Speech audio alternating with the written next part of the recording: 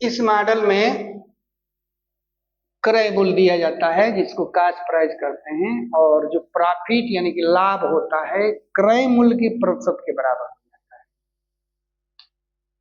जैसे किसी वस्तु को 24 रुपये बेचने पर उतनी ही प्रतिशत लाभ होता है जितना वस्तु का क्रय मूल्य, यानी क्रय मूल्य और लाभ प्रतिशत दोनों बराबर हो जाता है।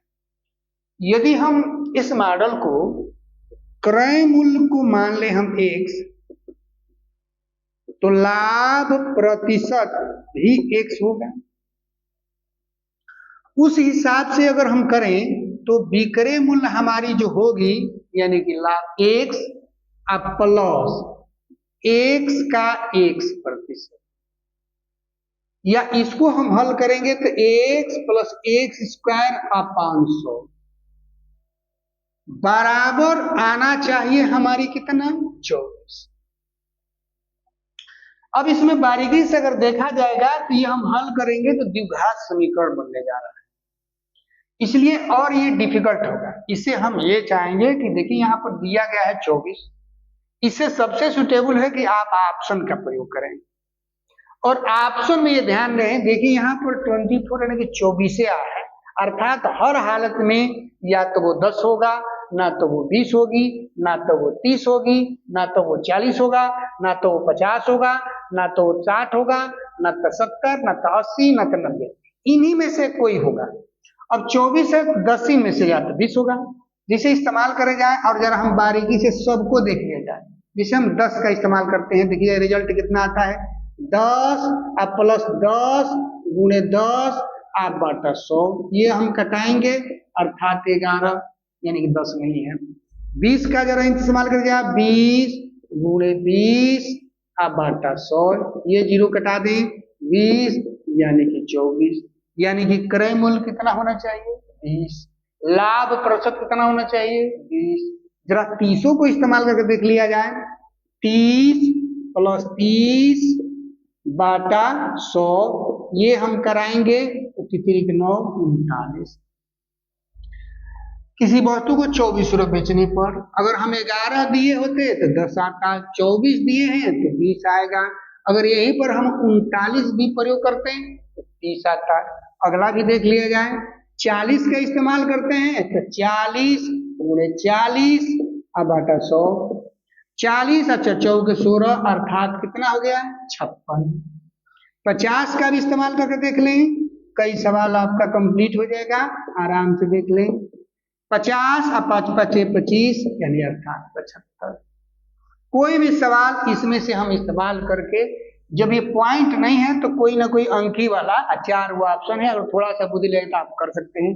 अगर द्विघात समीकरण बनाने चले जाएंगे तो थोड़ा नहीं बहुत दिक्कत होगी, इसलिए ऑप्शन का प्रयोग करके इस मॉडल को आराम से हल करिए, किसी सूत्र की आवश्यकता नहीं। वस्तु को बेचने पर लाभ प्रतिशत क्रय मूल्य के बराबर होता है, यानी कि संख्यात्मक रूप से जिसमें हम वस्तु खरीदे हैं यानी कि कास्ट प्राइस है यानी क्रय मूल्य है, उतना ही लाभ प्रतिशत होती थी, बेचने पर लाभ होती थी। लेकिन इस मॉडल में जो पिछला मॉडल है, इस मॉडल में जो सेम ही चीज है ये हानि प्रतिशत पर है, हानि प्रतिशत है। तो अगर हम विक्रय मूल्य की तलाश करें, जैसे लिखा है कि एक कुमार यानी कि कोई नाम है, कुमार एक वस्तु 21 रुपये में बेचता है, जिससे उसको उतने ही प्रतिशत की हानि होती है जितने की उसने वस्तु क्रय की थी, यानी कि जितने मूल्य में वो खरीदा था। तो अगर हम विक्रय मूल्य लिखें, विक्रय मूल्य हानि की स्थिति में अर्थात क्रय मूल्य माइनस हानि। अब हम क्रय मूल्य को x मानते हैं और हानि प्रतिशत को भी x मानेंगे तो x² 500, 21 आना चाहिए।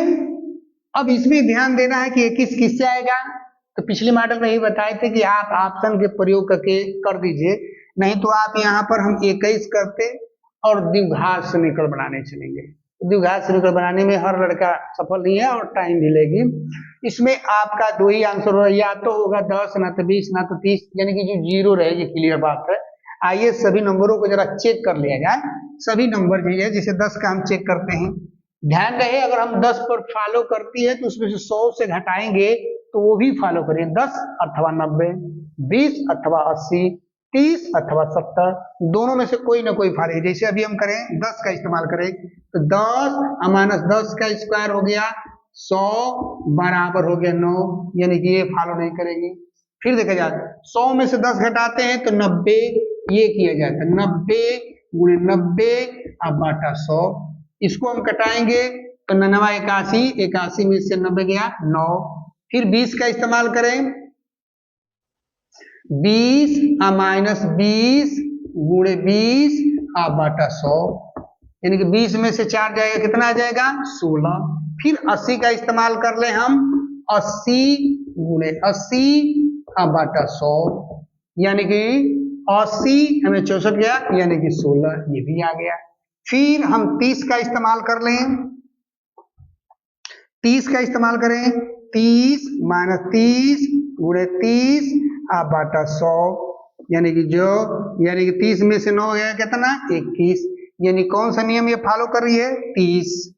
फिर 40 का भी इस्तेमाल, 70 का भी इस्तेमाल कर लें, 30 या 70, 70 का भी इस्तेमाल कर लें, 70 गुणे 70 अब बाटा 100, यानी कि 70 माइनस 49 बराबर 21, अर्थात इसके लिए होगी, इसके लिए 10 या 90, इसके जब 9 कहेगा तब 3 सवाल बन गया है इसी में। यदि 16 कहता है तो अब कहेंगे 20 या 80, कोई एक फॉलो करेगी। इसमें हम कहेंगे तो 30 या 70, 30 या 70 में से कोई ना कोई एक ऑप्शन होता है।